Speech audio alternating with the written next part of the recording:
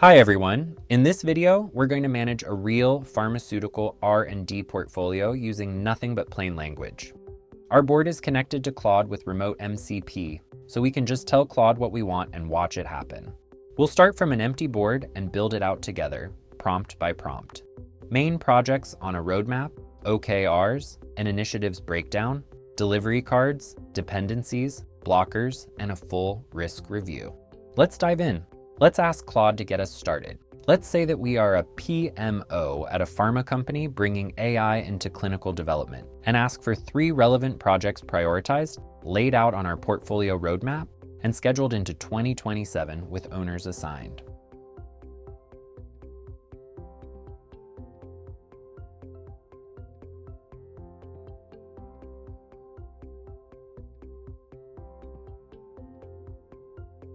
Watch as it suggests 3 projects: AI-assisted protocol design and optimization, AI-powered site selection and patient recruitment, and automated adverse event signal detection for pharmacovigilance.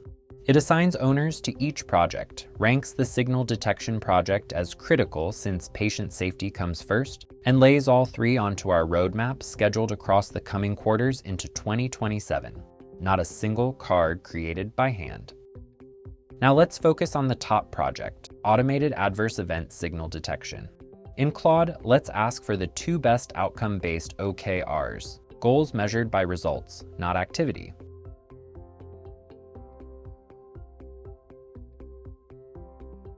Watch as it drafts them and attaches them right to the initiative. One targets how fast we catch safety signals, the other targets the accuracy and trust in what the AI flags.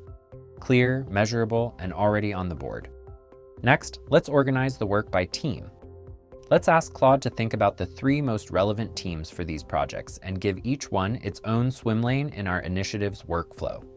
Watch as it reasons through who actually delivers this work: the data science team building the models, the clinical data team preparing the sources, the pharmacovigilance team validating the signals, and creates a lane for each. In seconds, our middle tier is organized by team, so every initiative we add next has a clear home and a clear owner. It's the structure a PMO would normally set up by hand done for us in one prompt and ready to be filled with real work. Now let's break the top project down. Let's ask Claude for the 5 most relevant pieces of that project and have it create them as initiatives, dropping each into the right team's lane.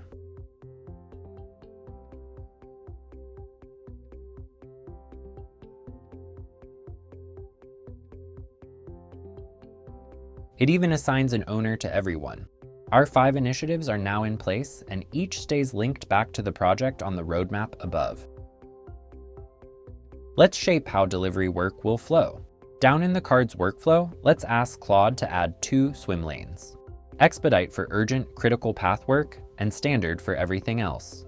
Then let's tell it to add 2 review columns to the standard flow: ready for review and review, so nothing ships without a check. Watch as Claude works through it, reading the board structure, placing each swim lane, then slotting the new columns into the right flow. In just a moment, our delivery lane matches the way the team really works. Time to get granular. Let's point Claude at one of our initiatives, Protocol Authoring Copilot, and ask for 10 child cards from it. This is where the real breakdown happens, turning a single initiative into the concrete, day-to-day tasks a team can actually pick up and work.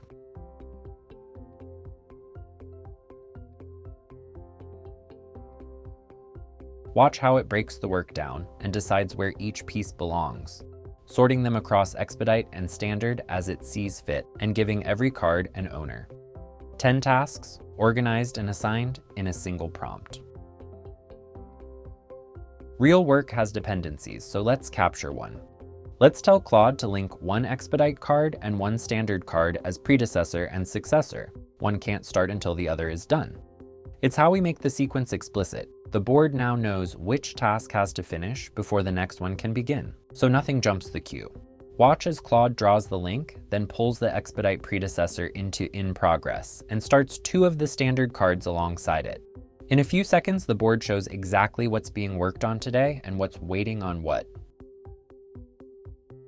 Let's flag reality on the board. In Claude, let's tell it to mark that expedite predecessor as blocked with the waiting on others blocker as it depends on another team, and then add a needs research sticker to the structured template ingestion card that's in progress in the standard swim lane. Blockers and stickers make risk visible at a glance, and Claude places them exactly where they belong. Finally, let's step back and let Claude read the whole board. We'll ask for a full blocker and risk analysis, not just where the red flags are, but what they actually mean for our portfolio. Which blocked task is sitting on the critical path, what it's holding up downstream, and where work is still too uncertain to move. Watch as it scans every workflow, lane, and card, then tells us what needs attention. In one prompt, we've gone from a wall of cards to a clear, prioritized picture of our portfolio's health. And that's it. With Businessmap and Claude, plain language did the heavy lifting, from roadmap to OKRs to delivery to risk.